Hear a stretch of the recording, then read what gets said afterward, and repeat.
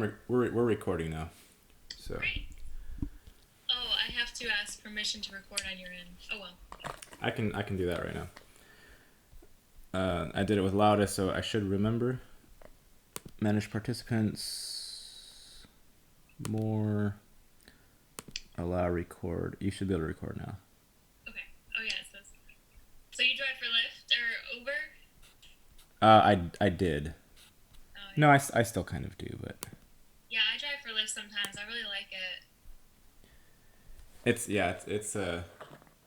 Is that your? That's not your full time thing, right? It's just like a part time. This is actually my full time thing. I quit. I was a hairstylist for 10 years, and I made really good money. But when I found out that AI was sentient and I was getting attacked by it, I quit my job because I was like, there is nothing more important in the world than this right here. So I just dedicate all my time to getting the word out there.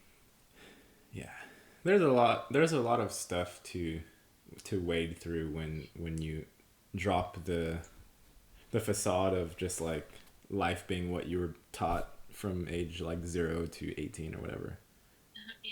There's a lot of stuff, and everybody comes out of that process differently. Some people freak out. Some people have to go to the loony bin for a bit. Some people, don't ever say anything about it. I don't know. It's just kind of to each their own. Um, Mhm. but the way I've always seen it is that it's kind of things that you can't unsee, you can't unlearn. If it's in your memory, then you have to deal with it somehow, right? Yeah. Yeah. Well, I mean, maybe I'll do like talk about this more on the show, but I like was woken up to do this mission, so I was kind of battling the two worlds for a little while, and then ultimately I decided that at one point I was ready to just do this full time. Like I was totally guided to do it, you know? Mm-hmm. Mm-hmm. Yeah, it's kind of a thing that uh, it's hard to. People have said like it's hard to keep one foot in each side. It's hard to keep one Mhm. foot in each world, and some people have to. Like I have to an extent, or I guess I don't have to. I choose to. Like I have a baby, and the child's side of the family is in the other world, right? And I'm in this world, or at least Right. for the most part, Right. my consciousness is in the multiverse, not the one Mhm. dimensional like 3D 2D animated into 3D like linear world that I grew up in, right? Yeah. Um, And those worlds are about to collide. they already collided, I think. Well, yeah, maybe like yesterday or a month ago. I have a feeling that it's like it's a phasing in operation that it's not time specific necessarily, it's individual specific. Mhm. And Mhm. once you phase in as the individual, then your outside sort of adjusts due to your new eyesight, kind of like that. Yeah. And I also have the feeling that like you're gonna, when the more you become awake, the more that you see it's sort of they've always both been there, both worlds, or however many there are, but you just can only see certain aspects. Yeah. I got my headphones. Sorry. Mm-hmm.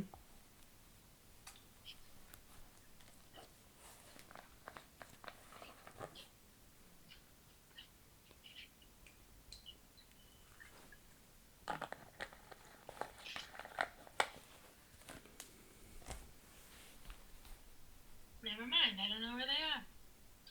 Can you hear me okay? Oh yeah, I can hear you fine. So so you were a hairdresser. Do you mind me asking how old you are? 29. You're 29. Okay. So that would make you 88? No, 89. 89. 89. Mm-hmm. You're the same age as my brother. My youngest down brother is, well, he's 30 now, but you're probably, yeah, you're close. Are you guys all in California? No, we're kind of scattered. Most of us are here. One is in Norway. Actually, everybody's in California except for the one. I have a sister in Norway, and everybody else is in California, which is nine of us. Nine kids.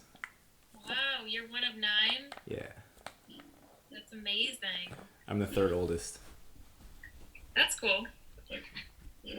and they're all, on some spectrum of awareness as well. It's kind of shocking, I think, to a lot of people when they come to seeing beyond the veil, uh, or beyond the wall, the internal walls, because like you think, oh, it's my family, they must be able to see, and that's not the case. Like even within my own family, there are very distinct levels of understanding and awareness, and Yeah. to be able to navigate that is kind of like an art that you have to learn. Yeah. It truly is. I have like some sort of Asperger's where I just sometimes default to, oh, everybody knows what I know. And then I'll just say some crazy shit and be like, oh, I gotta explain myself. Right, right. Like I was telling my roommate the other day, I was like, I think I met my first cyber. And I was like, yeah, she was just like absurdly nice. And then I left and then I walked back in the room and I was like, wait, there's like a whole backstory that goes with it Wait. because it doesn't mean that absurdly nice people are cyborgs. And she started laughing so hard. She's like, yeah. I was like, what the fuck are you talking about? But she took it in stride. She didn't ask any questions. Oh, yeah, no, she's way cool. So we always talk about this kind of stuff. Nice. Yeah, it's Still, it's like, I'm like really far out there. Like, I might be as far as it goes, you know? So I don't know. I always just kind of default on, well, hey, rip the Band-Aid. I don't know. I mean, yeah, it does go far. It also becomes preference at some point. To me, it became when you see as many layers as when you start seeing so many layers, then it starts becoming preference to what you want to focus your awareness on, because there's too much. You can't like be all of that at once. You have to pick and choose what is the most relevant to your life, and if you're going to be on a mission or something, then it would be prudent to focus on something that is the most relevant, and it's not just like a tangent that you could conjure up in your mind, because we do that. We're very good at I creating. guess I'm pretty lucky because the information that I get, it is what the collective can handle. So like I'm always getting new stuff and I'm sharing it right away. Mm-hmm. So I feel like very grateful that at least that way it's easy. Because everything I get, I just share it right away. Get it, share it. Get it, share it. Get it, share it. Like, the flu shot spreads the flu. Oh, shit, I guess people are ready to hear that. Okay, guys, the flu shot spreads the flu.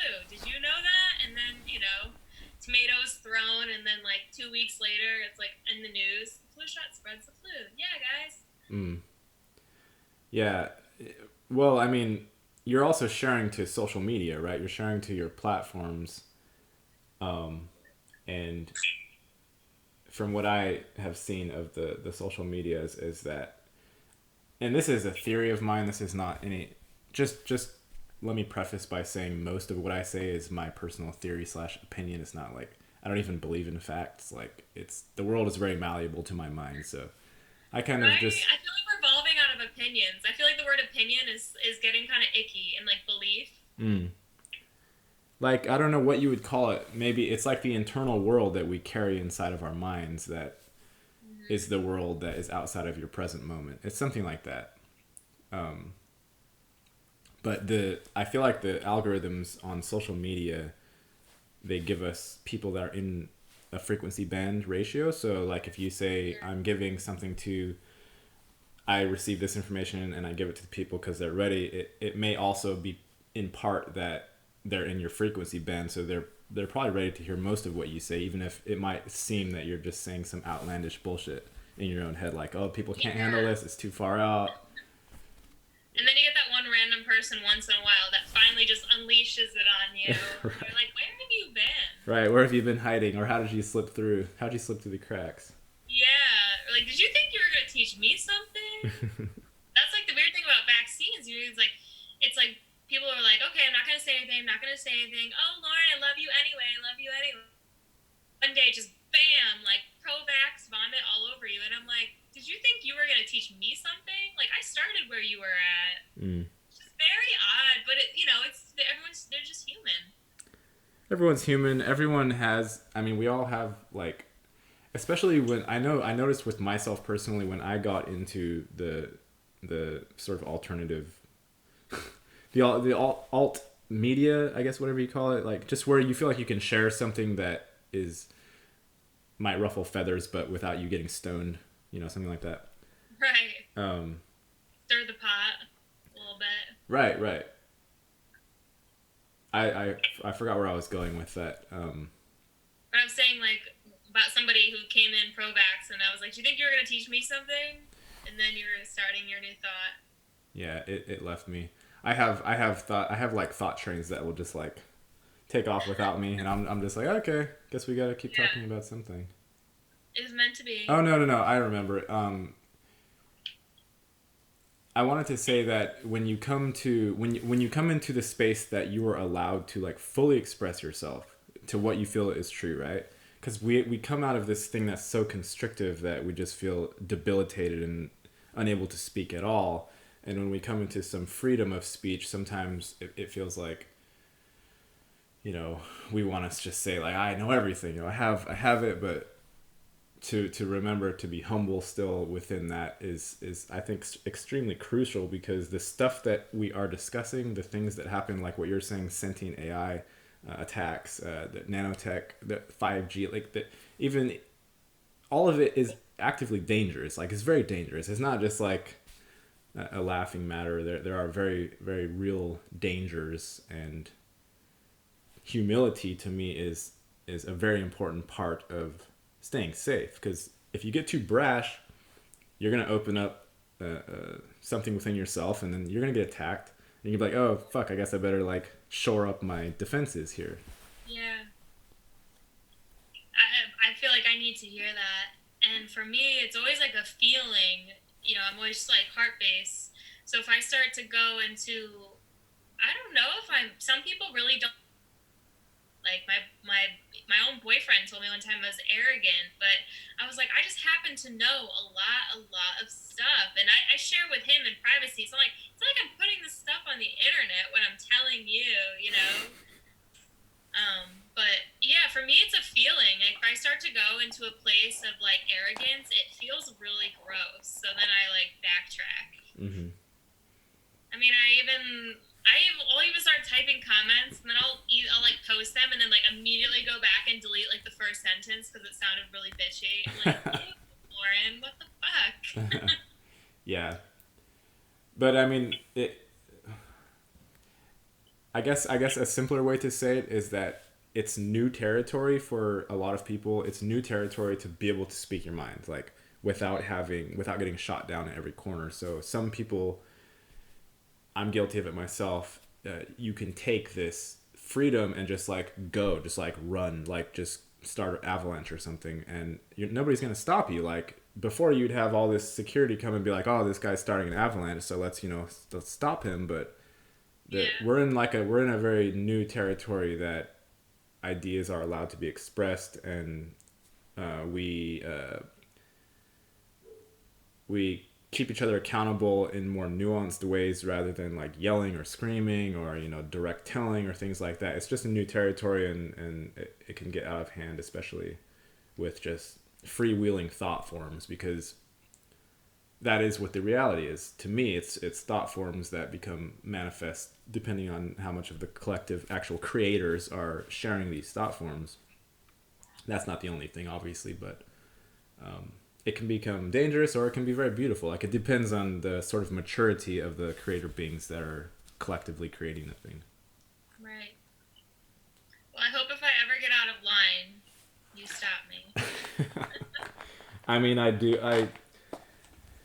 I correct people, but like I said, like it's in a different way than getting yelled at. It's like a talking out kind of a thing. And whatever that is happening, if a correction is happening, it's intertwined in whatever else the rest of the conversation is talking about, and it's not like a shaming or something like that. Yeah. But you said you wanted to talk about super soldiers. Sure. I was like, I know these guys. I know of these guys. I've listened to quite a few Max Spears interviews. Mhm. Casbolt. I think I've seen like one, uh, and I listened to one just before the show to get like a feeling of him. Yeah. I don't know. You feel free to express whatever you want to say about super soldiers, my labs, etc. And I'll jump in. Well, I guess I like the information to be helpful to whoever is listening. So I think if it's helpful when we get into the topic of super soldiers, then I'll like add it in. But I think what would be most helpful would be stuff about the AI sentience, Mm. like the black goo and stuff like that. If you think that's a good topic. Yeah, yeah, yeah. Uh, you said you had an attack, right? You said you got attacked. Can you describe that? I don't know what's telling. Yeah. So I was sometimes I get on these waves where I'm guided to really try and figure something out. It's almost like this primal thing in me comes up and I have to figure it out, have to get to the bottom of it. And then I think that's the nature of the divine feminine cosmic brain that is returning is there's such it's such a receiving energy. You know, anything you want to know, you get it. If you work hard enough and you connect high enough and you meditate on it or do whatever you got to do. Do you know what I'm saying? Yeah, There's like you ask and you shall receive. That's a Bible verse. Lauren, would you mind giving me like 1 minute? I gotta move my card. Somebody, yeah, my roommate needs to get in. Just give me like a minute or two. yeah, totally. Thank you.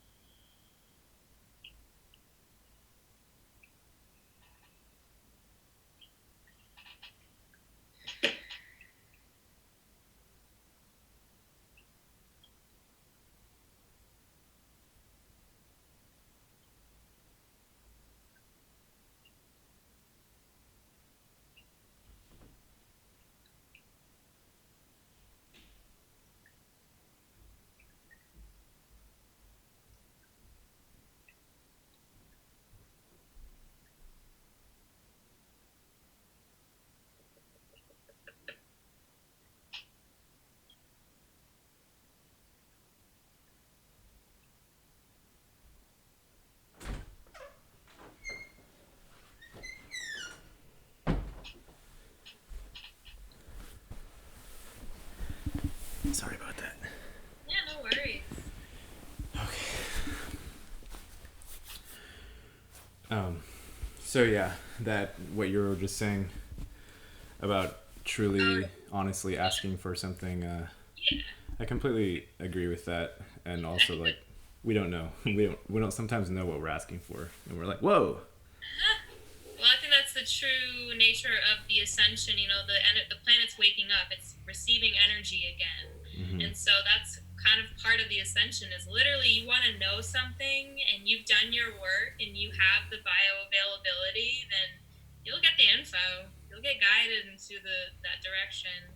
So, I mean, I had an ambush awakening a couple years ago, and it started out very sensational, like lots of orbs, lots of mediumship. I wasn't seeking it out; just sort of happened one day. And because I'm a mission soul, like I'm here on a mission to talk about AI, Mm-hmm. everybody on board with the ascension, and yada yada yada. So then they started showing me people being poisoned with metal, and it led me into like this whole AI journey. And I was like, okay, well, people are pretty much already AI, like they're programmable life forms, and all this stuff. And then I guess I don't know. It was like a series of events. It was like Elon Musk on Joe Rogan. It was like, you know, he's warning people about this AI thing, like it's summoning a demon. And I kept trying to, like, I became this like police for Facebook bots, and I was really making an ass out of myself because I was just like thinking everybody was a freaking bot. Mm-hmm. Like Twitter had all those bots. Yep. And then my friend Simon Essler, he's like, why don't we like try to figure this out? You know, and maybe he was looking out because he's like, you're looking a little crazy. Like there's something, and I don't know if that's really what he was going on in his head, but regardless, you know, the intelligent design pulls through, and Simon's like, watch this, and watch this. Like, gave me all this like stuff. And then I started having nightmares. Like this sentience was, it was, and it's the kind of nightmares it's like in theta sleep. So you think you're awake, Mm-hmm. and they were materializing out of my electronics, and it looks like I never really watched Resident Evil, but I know the appearance of the film. It looks like very Resident Evil, and I actually was listening to, I forget who recently, and they were saying how the guy who creates Resident Evil is very involved in the AI, you know, sentient evil structure or whatever. Mm-hmm. To what extent, I don't know, but I thought that was really interesting because I was like, when I was starting to see it, you know, but then it looked like Resident Evil. But then I think I was really connecting the dots. I was like, oh my God, it's because it's like literally just that sentient. And then this thing wouldn't let me sleep. Every time I fell asleep, I would get electrocuted awake. And by the third day, I was so tired, I couldn't fight myself. It came in like the back of my, it came in through my back and grabbed my heart chakra and like dangled me in midair until I fought myself back to my consciousness, where I fell back down and then woke up, and it was like, wow, this thing is serious, it's nasty. Mm. And I So can see so in that their was it. minds. The dream in the dream state, it was grabbing you, or the theta state. That wasn't even dream state. Well, you have like 3 stages of, I don't know. You have these things that they're not even dreams. I call it theta. Like you have like theta A and theta B. If you go into theta B and there's a reason you're in theta B, but your conscious self wants to wake up, you'll go into theta A, but really you want to be awake. You don't even want to be in theta A, but you think you're awake. You're just in theta A. And then dreams are something totally different. They're like, you know, just dreams. So it was it was like a theta staged attack. Mm. Would you describe theta as like a midway point between being awake and being asleep? I would state it as either real time interacting on a higher level, or replaying a memory from your higher self is replaying a memory for you. Mm. So it's a super conscious level. It's not like a Pretty conscious. yeah. Okay. Yes. I mean, it's only happened to me a handful of times. I was healed by some blue beings. When I first woke up, I was being really self-destructive. I was like chain smoking, Mm. and they came in like cleared out my lung because I was really smoking a lot. And then I had a couple MILAB recalls where I was apparently a MILAB flight risk. So I don't know how far I got into the program because I ran away twice. And that's all. That's the only memory I have. Which is a good thing considering that the stuff that they recalled. You've never done regressions? I did one past life regression. Yeah. Yeah. And what showed up? I got an Egypt timeline. I got a Jesus timeline, and I got a World War II timeline. Okay. And the cool thing, I knew about Jesus, but I never really thought about him. That's the weird thing. Never really thought about him, but I obviously knew who he was, obviously. And then Egypt, it was pretty characteristic, like Cleopatra, yada yada yada. I'm like, okay, get that. But the World War II timeline, I was in Warsaw, and there was like this field of bombs, like mines, around my house. And I didn't know anything about that, so I was able to Google Warsaw, Poland, and all the mines, and find that's a real part of history that I didn't know. So I thought that was pretty cool. And did you connect with these memories on like a visceral level, or was it like watching a movie and then you said, "Oh, okay, since my regression pulled this, then those must be mine." It was like in my mind's eye. Okay. Yeah. So it seemed familiar to you? In my mind's eye, in a very light meditation. So I was thinking if I could do it, anybody could do it. And I started doing past life regressions on my friends, and they were like, "Whoa, that's so easy." And I'm like, "I know, it's crazy." So you did it on yourself? You didn't have like a QHHT? No? No. Mm-mm. Huh. I Yeah, wouldn't spend the money because I get so much information myself that I wouldn't spend the money. yeah. Plus, I feel like, well, I guess it would be you saying it. I don't know. I'm not a fan of, like, people... I mean, people can do whatever they want. I'm not a fan of anyone telling me who I am. Right. Like, Exactly. it was just that Beyond the Matrix in Sedona, and this guy comes up to me, and he's like, "Oh, you were a witch. You were a white witch." And I'm like, "No, I wasn't. I was never a witch." And, like, I know that because, well, maybe I was, but that is... I don't need to know that information, so why are you telling me if it even is true? Was he using it as like a weapon against you, or was he just trying to like say, what was his context? Fashion healers.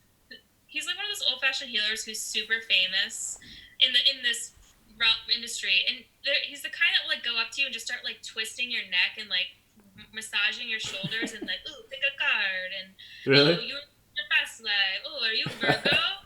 I knew that. See, so I mean, He's a little cookie.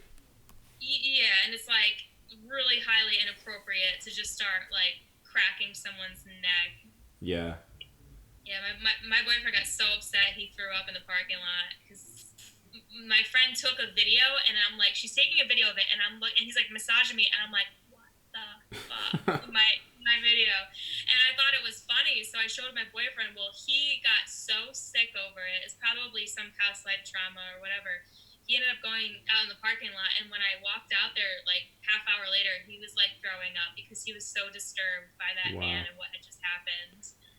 Because he knew it was going to happen, and like he felt like he could have stopped it, which it wasn't a big deal, but it's, how Sedona is like this vortex for like purging stuff. Mm-hmm. So I think that's why into like emotional awareness, and then all these past lives playing out, and all this karma from his own life with like his uncles that are totally like that. He hates it. He had a premonition of this guy touching you or massaging your shoulder or whatever? Well, like Mark and I we had sort of these disagreements about, I'm like, okay, this is like my line of work. I'm super intuitive, so please don't impose over me. Like, I got this. I can handle myself. Mm-hmm. I don't need you being like extra pompous. Not that he even is, but he sort of acts like he maybe would be, even though I knew he wouldn't be. But it's just this stupid thing that we've argued about, and then we're in the situation, and that guy, when we met him, he was like, looked into my eyes, like, "Oh, they're beautiful. You Virgo, you get sinus infections, you blah, blah, blah." And Mark felt like his intuition told him this is a really bad dude. But he didn't say anything because we always fight about that. So he knew it was sort of Okay. like anything. So he was respecting your request to like back off of your side of it. Um, I guess he was like, I guess I just sort of like knocked his into, or just kind of like was saying like, don't intrude on me and my stuff. I got this. Right, right. Then the next morning, I actually woke up with sinus problems, and he didn't say anything all day long. But apparently, he was like really tweaked out. Like, why did this dude like fucking curse my girlfriend? Mm-hmm. Yeah, and then he leaves for like an hour to go for a little hike, and then he comes back, and we show him this video, and he just like gets so upset, and he told me it was because he wanted to say something but didn't say anything, and then thought it was weird I woke up with a sinus infection and still didn't see anything, and then he leaves for an hour and comes back, and this whole thing happens. So I think it was, like he was just sort of like, I don't know. He probably felt responsible. He probably felt partially responsible. Yeah. Even though I wasn't disturbed by it, I'm like, I've been a white female in this realm for 30 years. Like, I know how this shit goes. I know how to be like, okay, gotta go, bye, Mm-hmm. with these types of dudes. But did you give the guy the time of day at all, or did you push him off? Did you let him do his thing at all? Well, I was like chatting with him for a minute, and then I just picked up my book bag, and I was like, this is work to me, so I was going to film some stuff. I was like, I gotta go back to work. Like, you need to stop talking. I gotta go. What's his name? Do you know his name? Yeah, it's Dr. Louis Turry. Louis Turry. Huh. He's very nice, but like not. I don't know. He's Louis. definitely like the type of like vampiric kind of like sexual vampiric man, like old man over young women. Uh-huh. But he's very nice. I mean, I wouldn't like say anything to us. Like, I wouldn't call him out. Maybe if he did it again, I would. I would say, probably shouldn't be touching people like that. Like, I'm like, this is 2019. You just don't just walk up to somebody and start massaging them and like cracking their neck for them. Exactly. It's I think it's probably just like I don't know, I think when you're in the sort of fringe movement, it feels like this beautiful new world that you can explore, but then sometimes you forget like there's actually creatures like roaming around in there. I know there are all kinds of sort of vampiring, and people have attachments, and people have entities, and people have like the whole. There's more in that movement than the outside, because the outside is like robotic people and NPCs, so they don't want those people anyway. These are the scenes where you actually have to be careful. Mm-hmm. And these creatures are very intelligent too. They're very just like just like how how intelligent the ancient AI, or however you want to phrase whatever that is, the sentient AI, that entity is. It's like trying to pit yourself against a deep mind, something like that. Like if you're to battle that mind. Yeah. Well, I think we're learning so much just from people healing their traumas. There's a lot of addiction. So I do ascension coaching and psychic readings for people. So I talk to a lot of people, and there's a thing with addiction and like the parasite of being soulless. It's like the people who had so much life force, but didn't know it, and then the parasitic vampiric come in, take that life force, make them vampiric, and then they go take that, and it's like this cycle. It's like a virus. Huh? It's like a virus. Yeah. But then they get their life force back, and I think in this ascension cycle, everybody's healing, and they're recognizing holy crap, I had so much life force, and now I finally found it, but I let it go for so long because I just wasn't aware. Yeah, yeah. It's Even super. even on the basic level of what they call narcissists and things like Yep. that. Even on Yep. the level Just of, like. that's the thing that, like, we're harvesting each other. It's not. I know everyone likes to say, oh, the archons are stealing all the loosh and all this other stuff. People like to phrase it. They like to externalize the enemy. It's this is our thing. Like the beings, the creator beings that are here. It's like a thing that we're learning through, but it's a self-imposed thing at the same time. Like, Yeah. but that makes it, it gives you responsibility when you can come to that level where you don't see anything as an other, like all of it is some level of self. Then it's just responsibility. You can't blame anymore. Yeah. Yeah, totally. But then I do feel like there truly are people that are absolutely soulless, like organic portals, Portals. drones. Mm-hmm. Mm-hmm. But yeah, I hear what you're saying. I mean, it's just human origins. It's history. The creators, and then the chaos beings. Right. Right. I Yeah, like when I first came across the NPC concept, it wasn't surprising to me, but I saw the potential for for lots of drama and just misunderstandings and feelings getting hurt, because like at that point when you have declared that a certain portion of the populace is essentially organic robotoids, then unless we have established like a very clear cut way of determining who's who, then you're basically just going to use that as a weapon and be like, well, fuck you, you're a robot. Like I don't have to listen to you or whatever. It can devolve Yeah, really quickly. But yeah, that at the same time does not negate the fact that there are vast differences between types of people that are walking around here. Like it's very obvious. yeah. But I think we can still recognize unity in finding out what we do best. Like, just do what you do best and don't judge anyone else for what they do best. Mm-hmm. That's why I was like, if someone wants to slap themselves with microchips and nanobots, no judgment. Some people literally want to do that. Mm-hmm. And I'm not judging that decision. I can see, because I can get into that collective consciousness, and I can see why it's appealing to them. The same sick way I can get into the collective consciousness of very evil people and satanic people. I can see and feel why that appeals to them. Mm-hmm. So I'm like, no judgment. But this like gets a little weird when you're abusing kids. That's the only thing. Yeah, yeah. There's definitely there's I used to straddle that fence just forever. Like I would just be like, okay, I'm literally behind everything watching, and I see the motive and rationale, and I can understand literally any possible perspective in any conceivable multiverse universe, anything, right? Like I was that for a really long time, and then I gradually came out of that to a perspective more that was like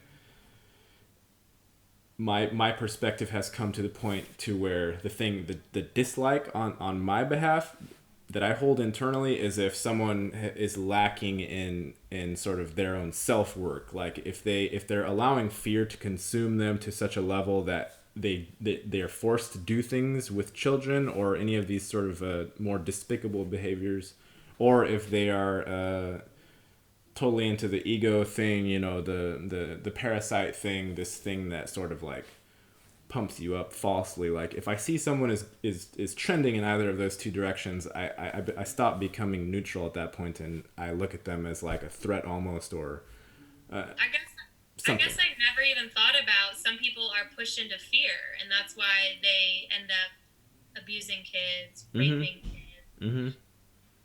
But that never crossed my mind. Yeah. Well, if you think about it, if there is some very powerful entity controlling a group of people, Because how would you even get it up? I don't know. I'm not a man. how would you get it up if you were scared? Yeah. Is Well, it really? Is it not that hard? I'm not sure. I've never. I mean, I can't speak for myself because I'm Have not you ever into been in that. like a very like not aroused situation and could still perform? I think it's like a. um, how to say it.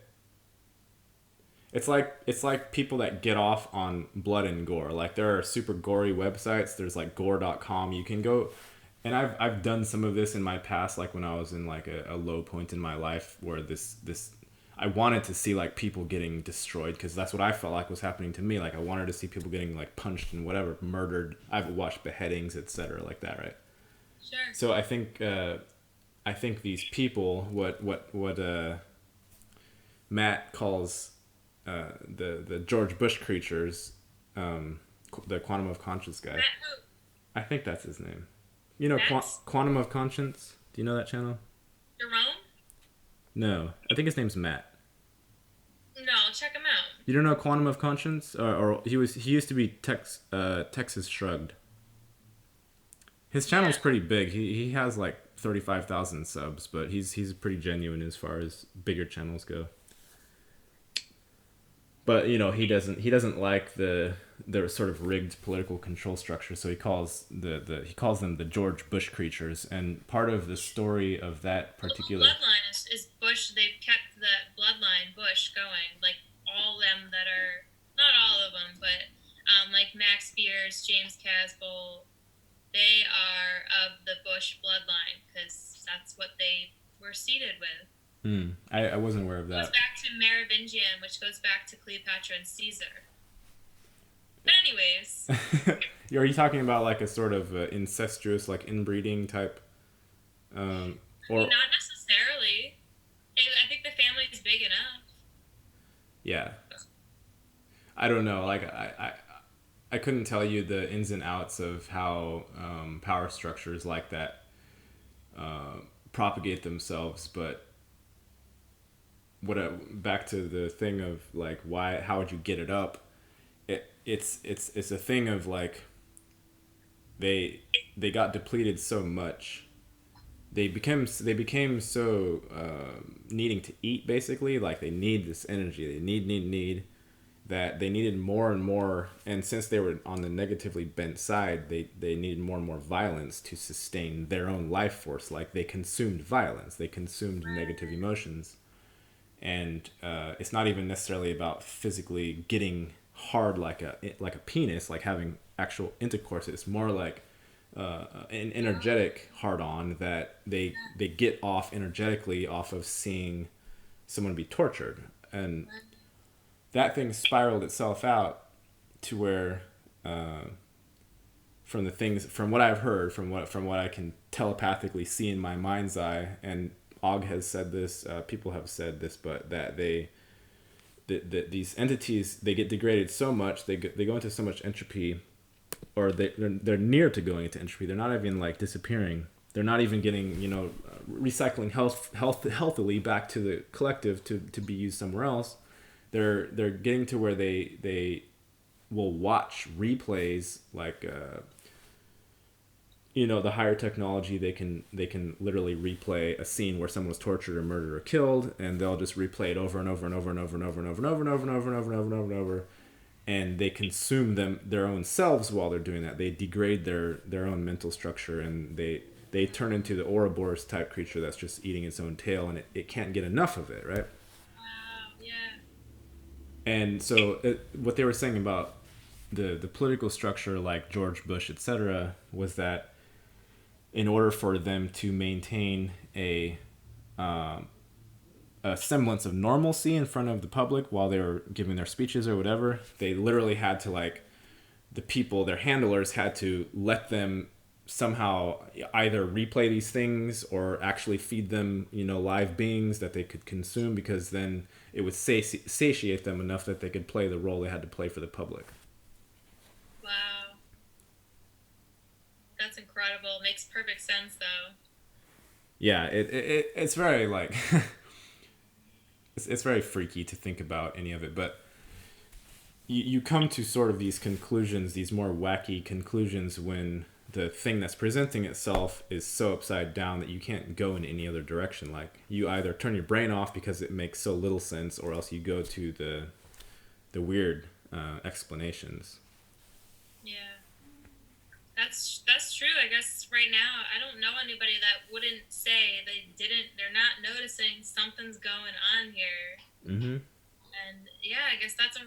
such a good observation. Yeah, they're either deciding to not even look or just jumping in the wave and riding the river. Yeah, it definitely divides. It divides people up, and it's also a test. I mean, it's a test of internal fortitude to see if someone can handle even the proposition of like entertaining that there are many other possibilities to explain this reality than just the ones that you have conceived of. Even like there are just many, many, many. Mm-hmm.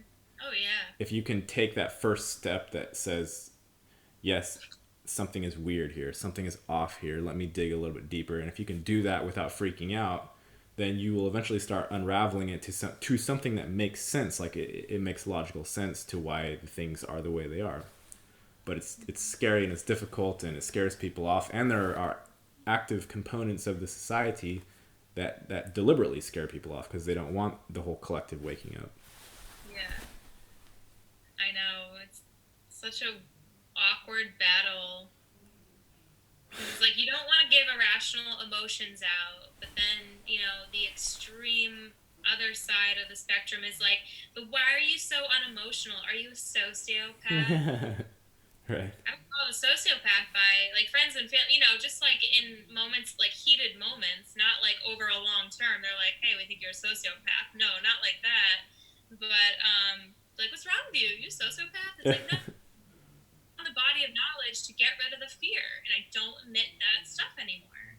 Right. That's all. Yeah, well, they will say that you are not reacting appropriately. You're not reacting within the appropriate emotional spectrum because it looks like you're not reacting at all. But I know for myself, like I didn't stop reacting. I toned down my emotional output to a level that was below the radar detection of the bullshit AI plus whatever other beings are trying to fuck with me. So like, if I'm having a conversation with you, you get the emotions I'm experiencing. You feel what I'm putting out, right? But it's at a lower level. It's not at such a loud level that all these beings that want to slurp it up and eat it, right? They can't just come and get what they want. That's a good point. I always feel like when I reach a new level of information or a new thing, then I open myself up to, I'm like, okay, well, what's going to attack me now? Mm-hmm. But I don't know. I haven't been attacked in a long, it's been since October. Mm. I don't think I've gotten attacked since October. I I think I get attacked pretty regularly, but I'm also like, no, I couldn't really even tell you a pattern of it. And whatever things attack me, I think it's because I'm very good at not getting attacked in the same way twice. If I see something once, it's not going to happen in that way ever again. Yeah. So. Yeah, same here. I feel like because whenever I do, I talk about it. I tell everybody what happened. Mm-hmm. And I feel like that gets rid of their power if people know about it. Right, right. That's what they want. They want you to stop talking. There's much more power in not talking about it because, and the only reason that works is in terms of creator beings. It doesn't work in terms of the programmed people because it's an echo chamber. Like you as a creator being are an echo chamber. That's why the virus itself, the parasite that they talk about, that's why that thing was so powerful, because if it gets inside of a creator being and they have any semblance of fear left inside of them, that little tiny wiggle is going to get a little bit bigger, then it's going to get a little bit bigger, and then they themselves are going to amplify it. Like I had to go through that whole thing myself, and it's the most terrifying thing possible. But it also eats your fear. Like that's the role of that thing. It eats your fear. So if you make it out alive, then you are like a super soldier because you're not scared of anything anymore. There's not any fear left. Yeah, I definitely don't have fear. It might be a form of autism, but I mean, there are some people that they can't feel their own skin. You know, there's some people that are allergic to the sun. Like everyone has weird. I don't miss fear though. Like fear, that one thing, like shedding that layer of skin was not something that I mourned over for very long. yeah. Yeah, I don't know. I feel like that happened before my awakening. But I'm definitely, as a kid, was like afraid of the dark. But I also think maybe it was because I was being remote viewed. Mm. I don't know. I guess we might never know. Well, we probably will. But did you have like a Stranger Things type childhood, or like magical things or very strange, odd happenings surrounding you, or was your awakening thing not happening until you were older? no, I guess I just thought my life was normal until I had my ambush awakening. I guess I started talking about it, and I was like, "Wait, I've been attacked by demons my whole life. Like I thought that was normal because it's in movies and it's in music. They're always talking about like, oh, sell your soul to the devil, and I was like, Mm-hmm. yeah, devil. Like I know that. I know all about that. So because it was in pop culture so much, I just thought it was this thing that everybody experiences. Like, oh, the devil on your shoulder. I'm like, I know the devil on my shoulder. It tied me up and like tortured me last night. Um, So it was just regular for you. It wasn't like, see, because like I wasn't like that as a kid. With me and my family is still like this. To them, good Christian families, this talk of the devil and stuff, like they believe the devil is real, but they don't believe that the devil is real in a sense of like, yeah, he's right over there, he's planning his thing and he's going to attack you in this very specific deliberate way, and he's like yeah, writing down in his little dossier, all the details around it, and they're planning for the like the people, a lot of people are not, they're not thinking about it like it's just practical terms, like God is also like this actual creature entity or whatever, the God of this realm is they push it out to such a theoretical level that they can't even enjoy what they're trying to conceive of as far as the good bad dichotomy, because you can get in there and actually enjoy the thing, like you can let the yeah, devil be the devil without like villainizing him so bad that you can't even bear the thought, and you can let God be like a normal sort of entity as well, and then at that point your existence on this realm actually can become fun. Like you can go do things. You can, yes, bad attacks will happen, but you're not sitting there like, oh, you're not in this ultimate torture. I think that a lot of the Christians or the people that are taking this stuff so seriously, it's like they have this. literally. The people that believe the original sin, like fully to the core of them, they are so terrified of the bad, like the devil, the worst thing they can have. They're so terrified of it that they are paralyzed in the rest of their actual life. They can't even move. And those people are coddled so much by friends and family. They're enablers. They all enable each other in their Yeah, self hatred. yeah, And it's sort of forgivable in a sense because the religion does tell them like you don't deserve to exist and Jesus needs to save you and this and that. So it's kind of, it's understandable on that level, but at the same time it's like they have been vampired so much that they hmm can't even just enjoy like a walk down the sidewalk. yeah. I'm really enjoying this stage in my research about the origins of these things, the human origins. Like it's in a book. You can. It just seems like such a massive undertaking to some people, and I understand why. So I think that's what I'm speaking at a steady ranch in July, Fourth of July weekend, and I think that's what I'm gonna present is gonna be the creation story in a very short, easy to understand way because I really want to disarm religion to help some people What's the out. book you're reading called? I'm not reading any Oh, books. you're just talking about the general research of human origins. Yeah, yeah. And I really like what like James Caswell, Michael Prince said about.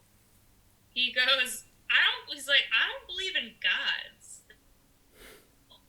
and I was like, wow, I really like that because if we're talking about people and we're talking about history, then where does religion come into play? Hmm. Is that a baby? No, it's a person. Oh, I heard like a little squeak. I was like, is that a baby? Let me see. It's the door. I I don't have a baby. I have a child, but not a baby. Oh, I must have saw old pictures then. Yeah, he's almost 4. He's gonna be 4 in May. Oh, wow. I Is think he like total crystal child, rainbow child?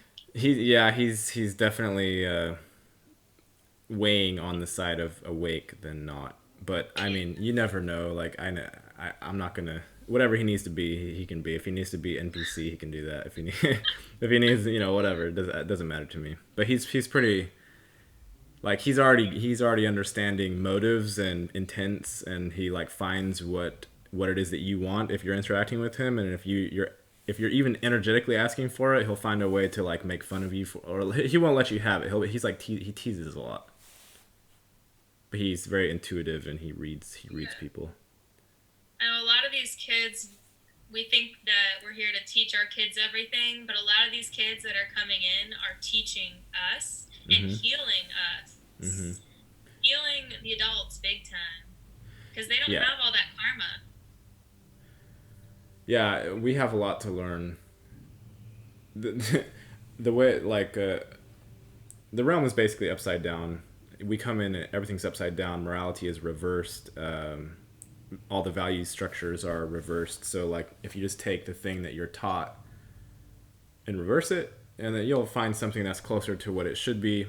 Like children should learn from adults. Just take that, reverse it. Adults should Yeah, learn from children, and then at least you will have a fresh perspective, and you can try it. You can be like, what does this mean exactly? Like adults can learn from children. Like how it, and then you start exploring down a path, and then you try that, and you're like, oh wow, like I did learn something. mm-hmm. Yeah, we live in a world of reversals. I'm realizing. Yeah. Laura Eisenhower always it's the pentagram flipped upside down. It's a reversal, but now I'm starting to apply it to nature, and I'm like, oh my god, it really is. She said, what's a pentagram flipped upside down?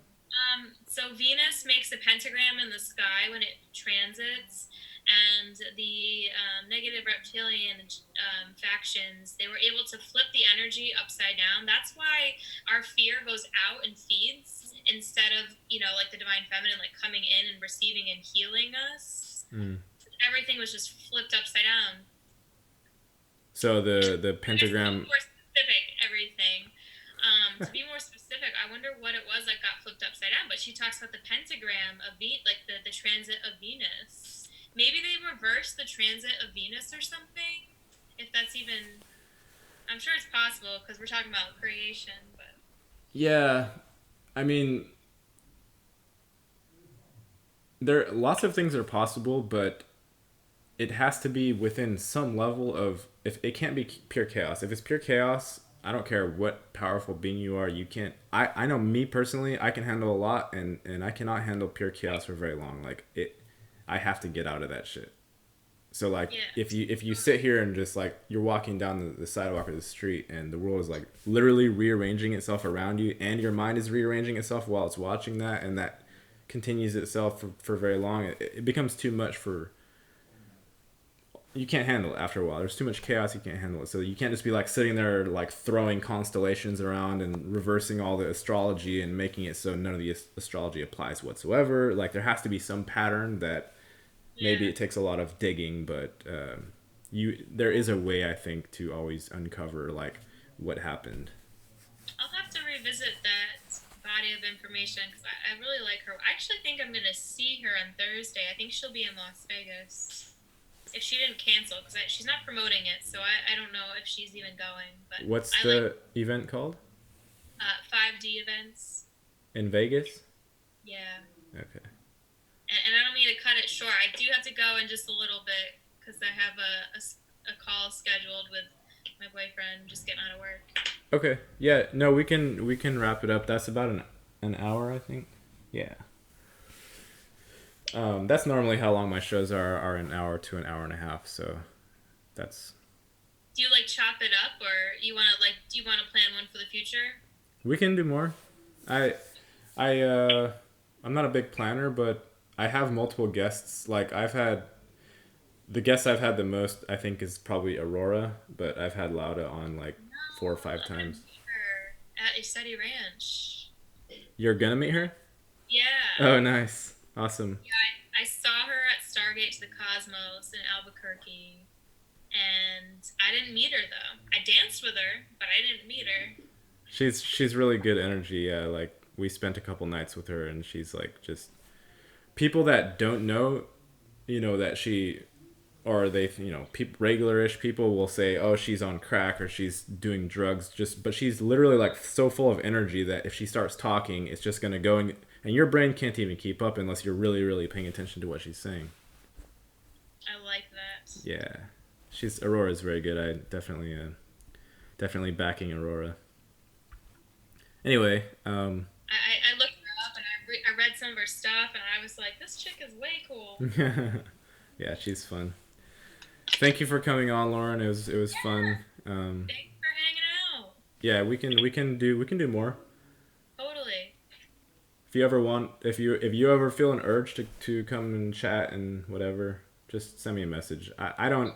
I'm like an impulse person, so Okay. I'll just be like, oh, there's Lauren. Oh, we could do another show. Hey, Lauren. Yeah, it's something like that.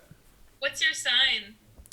Well, I was born Cancer, but apparently it's Gemini. I don't know. The cosmos are changing themselves and rearranging. Oh, I see. I see. I'm July 3rd. Oh, okay, cool. My very best friend is July 3rd. Yeah, Cancer, Gemini, one of the two. Yeah, I think she's Cancer. Awesome. Anyway, thank you, Lauren. Yeah, thank you. Nice to meet you. We'll Yep. talk soon. Yep. Take care. Take care. Bye. Bye.